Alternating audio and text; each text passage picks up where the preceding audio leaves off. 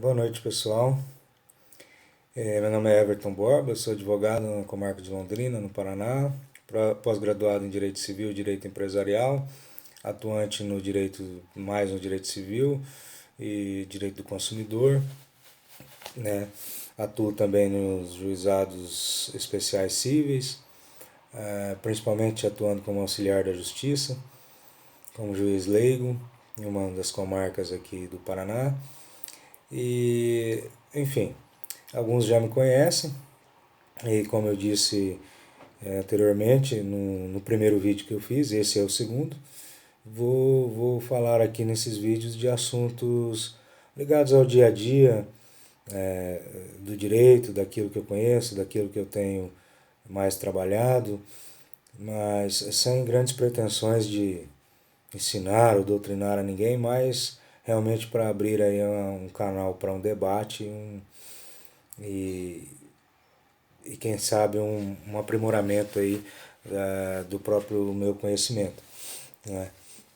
Hoje, o vídeo que eu vou fazer aqui, ele surgiu a ideia de fazer esse vídeo porque eu assisti um vídeo hoje ainda do Dr. Paulo Antônio Papini, que é advogado em São Paulo, doutorando em Direito pela Faculdade de Lisboa, com quem eu tenho muito pouco contato profissional, já tivemos, eu acho que um ou dois contatos profissionais, mas que eu admiro, respeito muito, e, e que hoje ele fez um vídeo em que ele fala sobre a superproteção dada pelo judiciário às instituições de grande porte, de grande poder financeiro, principalmente aos bancos.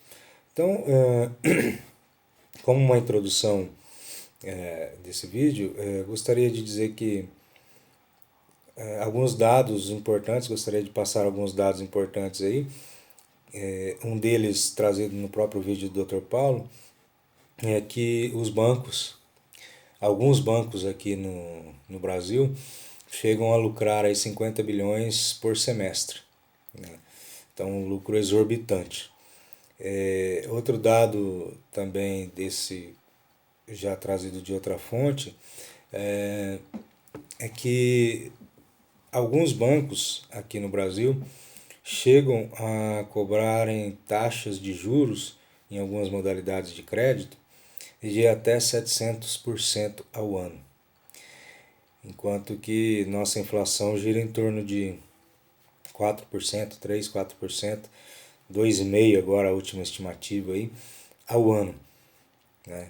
Então a discrepância é muito grande entre a, a valorização da moeda, a desvalorização da moeda, melhor dizendo, e, e a cobrança de juros, né, dos bancos.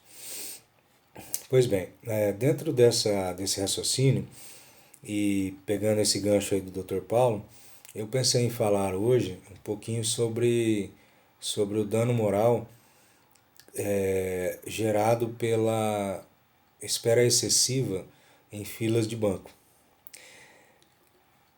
Então a gente inicia aí esse movimento de se reconhecer o tempo mínimo aí o tempo máximo de atendimento em filas de banco a partir de 2002, 2003, quando os estados começaram a legislar sobre o assunto, impondo multas, né, e sanções administrativas aos bancos, mais precisamente às agências que desrespeitassem os limites previstos ali naquelas leis, aquelas legislações estaduais.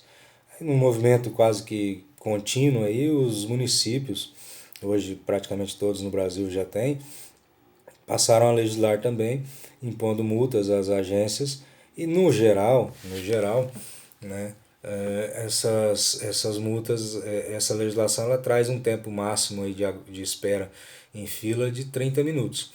Existem peculiaridades ali, mas no geral 30 minutos é o que se admite de espera nessas legislações municipais. Desrespeitando esse limite aí, os bancos estão sujeitos a sanções administrativas, como multa, né? E até mesmo fechamento de agências. Só por curiosidade, há coisa de 2 semanas aqui, uma agência de um grande banco aqui em Londrina, de um grande banco nacional, né, mas aqui em Londrina, foi fechada por 3 dias, por determinação do PROCON, justamente por reiterado desrespeito a essa legislação municipal. Pois bem, dito isso, cabe aí a gente analisar a situação jurídica, né? As leis municipais e estaduais, elas não prevêem uma sanção, como é óbvio, elas não prevêem como sanção uma indenização ao consumidor lesado, aí, o consumidor que aguardou. Pelo contrário, ela prevê uma sanção administrativa para o banco em forma de multa, aí, o fechamento de agência, outras imposições, né? Quando for multa, revertido para as prefeituras, né? E, enfim, então essas legislações não trazem aí um regramento relativo especificamente ao consumidor. Porém, a gente tem que analisar a situação da espera excessiva em fila de banco do prisma primeiro constitucional, né, que, que fala do dano moral, ali no artigo 5º, inciso 5º, inciso 10º também, né, inciso 10, que fala também, fala exatamente do dano moral, né, da existência e da responsabilidade pelo dano moral. Pois bem, nesse mesmo compasso aí, o artigo 4º do Código de Defesa do Consumidor, ele, ele diz ali claramente que nas relações consumeristas, deve haver o respeito à dignidade do consumidor, né? Deve haver o respeito à dignidade do consumidor. E o artigo 14 do CDC, do Código de Defesa do Consumidor, ele então deixa claro a situação de que a espera excessiva em fila de banco gera o dever de indenizar aí pela instituição bancária. O artigo 14 ele fala que o fornecedor será responsabilizado, né, pela falha na prestação de serviço, e o banco, a instituição bancária, ela nada mais é do que uma prestadora de serviço, né? Então, ela sendo uma prestadora de serviço, ela se amolda exatamente ao conceito trazido ali no artigo 14, de que ela será responsabilizada pela falha na prestação do seu serviço, né? O artigo 2º e os artigos 2º e 3º do Código de Defesa do Consumidor, eles trazem ali a definição do que seria consumidor e o que seria fornecedor, né? Então, o artigo 2º ele diz que consumidor é toda pessoa física ou jurídica que adquire ou utiliza produto ou serviço como destinatário final, né?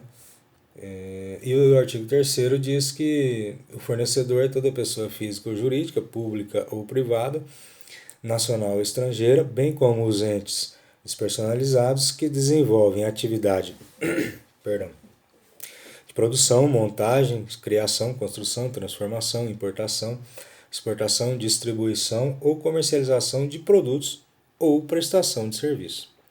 Portanto, ele traz ali o conceito de fornecedor, né?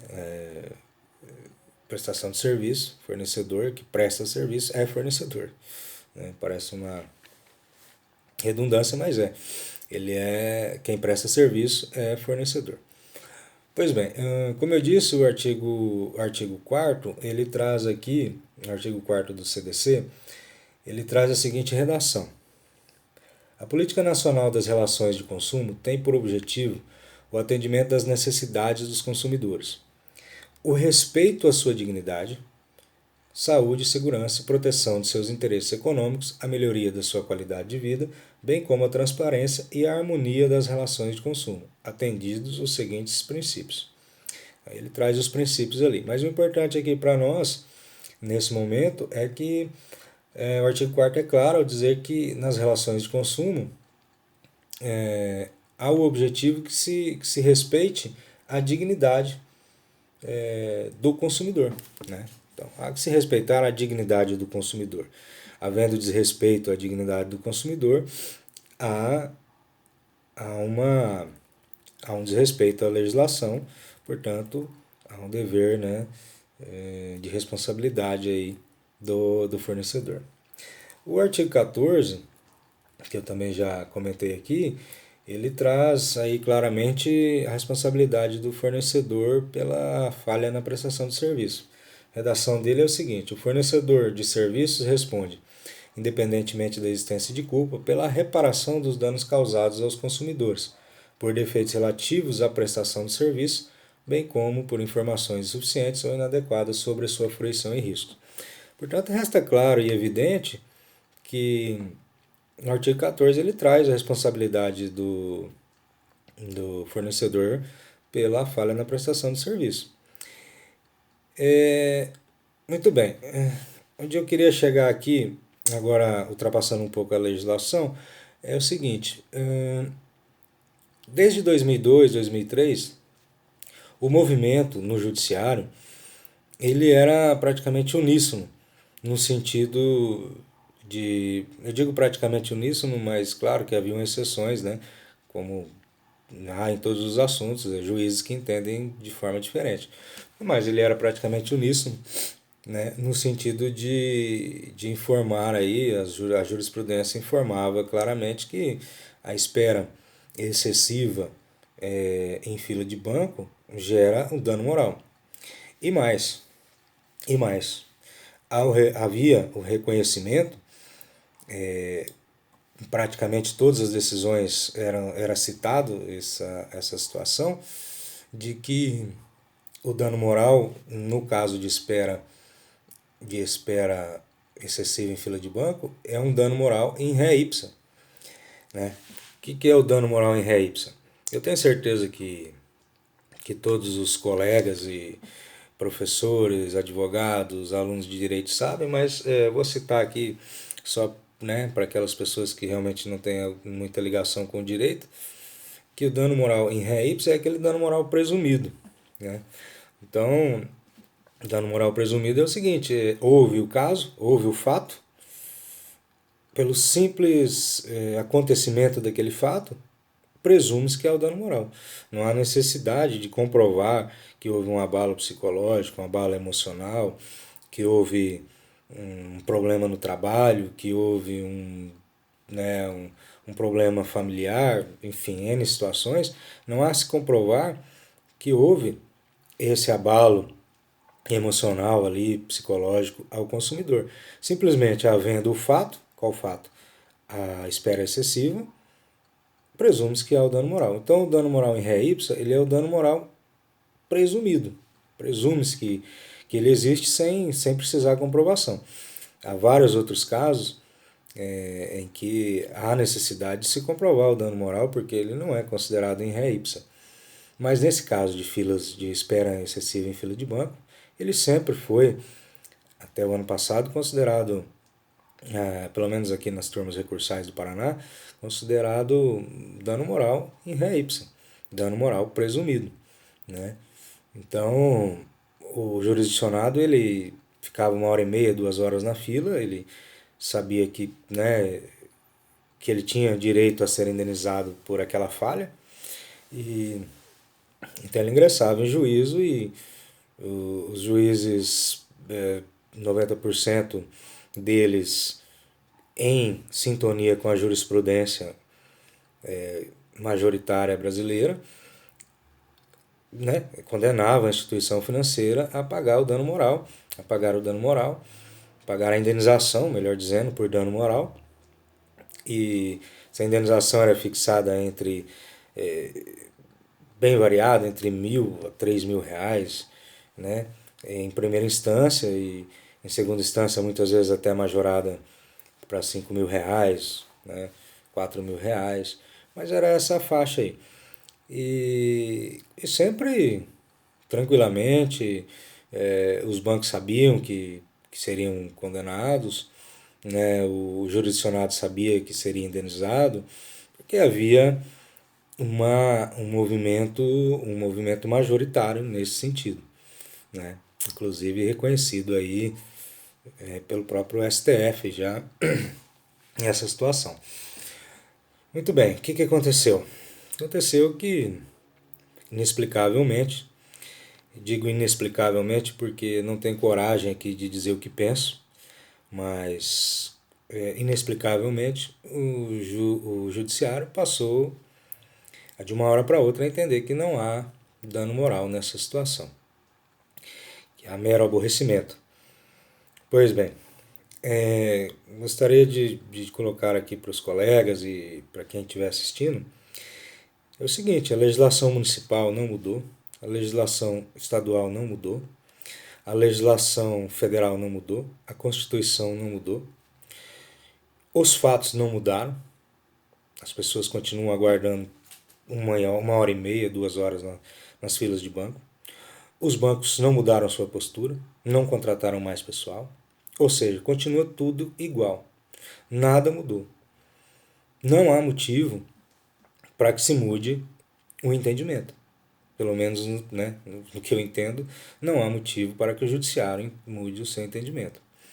Mas, de forma inexplicável, como eu disse, o judiciário, pelo menos aqui no Paraná, parece ter uma voz só, mudado o seu entendimento, e hoje a espera excessiva em fila de banco, a coisa de um ano aí, nem isso, 9 meses, um ano, passou a ser mero aborrecimento, né?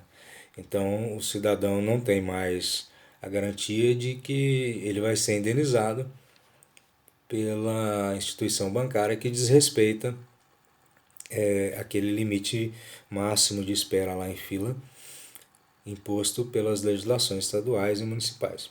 Pois bem, alguns juízes, grande parte deles, fundamentam suas decisões dizendo que primeiro é um mero aborrecimento e que, segundo, a legislação municipal e estadual não traz sanção, não traz nenhuma imposição de indenização ao consumidor que aguarde, né, em fila por mais de 30 minutos, ali como está na legislação.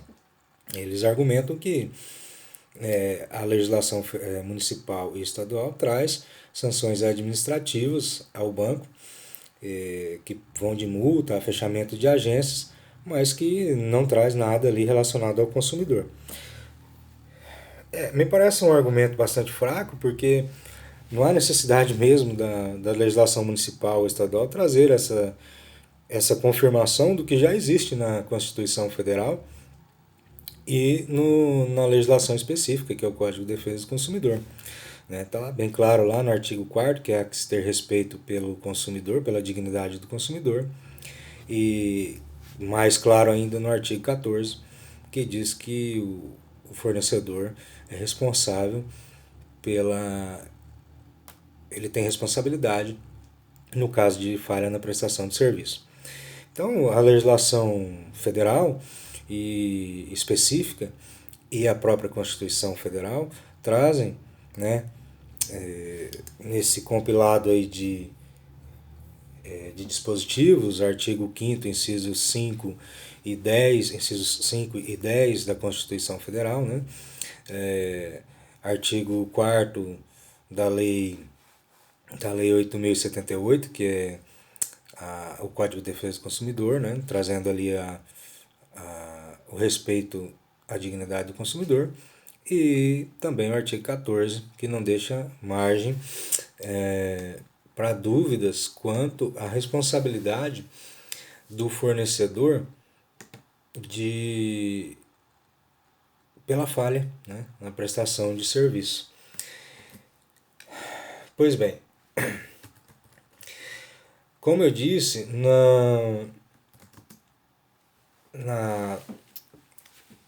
no movimento totalmente inexplicável, o judiciário vem, né, alterando isso daí. Ele alterou esse entendimento e hoje no Paraná não se ganha mais indenização por dano moral, salvo algumas exceções, mas 99% não. quem fica na fila do banco por mais de meia hora, por mais de uma hora, ou por mais de uma hora e meia, por mais de uma hora e 40, não ganha. Não ganha porque eles entendem que é um mero aborrecimento. É bastante estranho que as turmas recursais do Paraná, elas, em enunciado editado por elas, o enunciado 2.7 das turmas recursais do Paraná, ela traz lá que a seguinte redação nesse enunciado. Fila de banco, dano moral, a espera em fila de agência bancária em tempo excessivo caracteriza falha na prestação de serviço e enseja reparação por danos morais. As próprias turmas recursais editaram aí enunciado sobre o assunto, tanto que a jurisprudência era tão coerente nas suas decisões que tem até o enunciado ali para dizer o que a lei já dizia, né? Que quando há falha de prestação na prestação de serviço, há o dever de indenizar. Então, tem o enunciado ali para confirmar a legislação. Mas, como eu disse, eles passaram a entender então que é um mero aborrecimento e que mesmo aqueles casos em que se poderia dizer que ultrapassa o mero aborrecimento, casos de uma hora e meia, uma hora e 40, o dano moral já não é mais em ré ipsa. Então ele teria que ser comprovado, já não pode ser mais considerado presumido. Então, de uma forma ou de outra, eles conseguiram alterar o entendimento dizendo que não há dano moral na espera excessiva na fila de banco. Muito bem.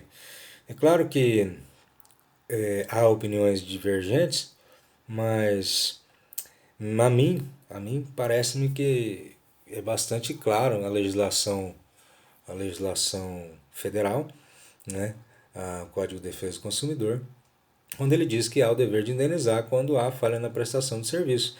E até voltando um pouquinho nas fundamentações dos juízes, muitos dizem que, nas suas fundamentações, que a legislação municipal e estadual não traz ali sanção à responsabilidade perante o consumidor, mas sim sanção administrativa, como eu acho que, inclusive, eu já até falei sobre isso, né? Mas ela traz a legislação um parâmetro, né? O parâmetro, qual seria o parâmetro? Bom, se a legislação municipal ela traz que naquela localidade o razoável, né, o tempo razoável para atendimento é de até meia hora, então aquele parâmetro de meia hora serve não para que o juiz utilize aquela lei para condenar o banco a pagar a indenização por dano moral, mas serve para que o juiz tenha aquele parâmetro de 30 minutos para aplicar o Código de Defesa do Consumidor. Ou seja, se 30 minutos a legislação municipal diz que o atendimento deve ser feito ao consumidor, então, ultrapassando esses 30 minutos, há uma falha na prestação de serviço. Havendo falha na prestação de serviço, aplica-se de imediato o artigo 14 do CDC e, aplicando-se o artigo 14 do CDC, aplica-se o artigo 5º, inciso 5, inciso 10 da Constituição Federal, que prevê a indenização por dano moral. Né? Bom, a princípio seria isso. Só uma questão que eu gostaria de deixar aqui, claro, é que eu penso que isso viola totalmente o sistema do novo CPC, que traz um sistema que consagra o respeito aos precedentes para que pudéssemos ter então a segurança jurídica. Segurança jurídica seria então preservada desde que se preservasse também o entendimento de algo que não mudou na lei, não mudou nos fatos, só mudou no entendimento dos juízes. Né? Inexplicavelmente, e digo de novo, inexplicavelmente porque não quero emitir a minha opinião sobre o que penso sobre isso, mas inexplicavelmente mudou-se esse entendimento. E Então, mudando esse entendimento, me parece que há um claro desrespeito a esse sistema que privilegia o, o respeito aos precedentes, né, trazido pelo novo CPC, e, consequentemente, viola o princípio da segurança jurídica que nós deveríamos ter e não temos. E daí, finalizando, muitos vão dizer: ah, mas você falou no vídeo passado em que o STJ, através da ministra Nancy Andrighi, interpretou a legislação, o CPC, sobre o agravo de instrumento, de forma que abriu possibilidades que não estão na lei para o conhecimento do recurso, né? Então ela disse lá claramente que há possibilidade sim de que o agravo de instrumento seja conhecido, mesmo que não esteja no rol lá taxativo do artigo 1015, desde que haja urgência, né? Então, então você está se contradizendo. Não, não estou me contradizendo, porque assim, lá eu entendo que o judiciário ele interpretou a lei de forma a expandir direitos. Então, ele não retira direitos do jurisdicionado. Ele está expandindo direitos onde o legislador deixou uma lacuna. Né? Então, ele está expandindo esse direito e está favorecendo o jurisdicionado como um todo. Né? Está favorecendo o jurisdicionado como um todo. Aqui, nesse caso que eu trouxe hoje, há um desrespeito à segurança jurídica, por quê? Porque havia um entendimento de uma situação que não mudou, e hoje o entendimento é outro, e a situação não mudou. Então, há um desrespeito à segurança jurídica justamente porque se retira direitos, né? Está se retirando direito do jurisdicionado, e pior, direito que está claramente posicionado na legislação federal e na Constituição.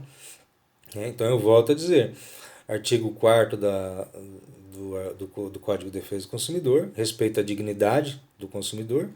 Artigo 14 do Código de Defesa do Consumidor, dever de indenizar, ou responsabilidade, melhor dizendo, do fornecedor pela falha na prestação de serviço. E artigo 5º, incisos 5 e 10 da Constituição Federal, que prevê o dano moral. Né? Então, enfim, por hoje é isso, para não me alongar muito. Na verdade já me alonguei bastante, 27 minutos, 28 minutos de vídeo.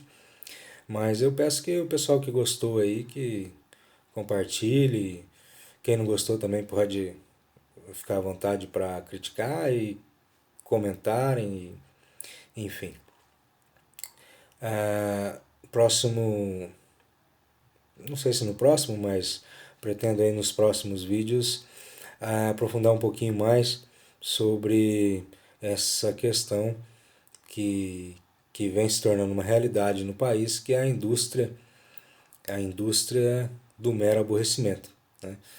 Que as grandes instituições têm lucrado e lucrado muito com essas decisões que se balizam aí pelo mero aborrecimento. Então um abraço a todos, uma boa noite e até a próxima.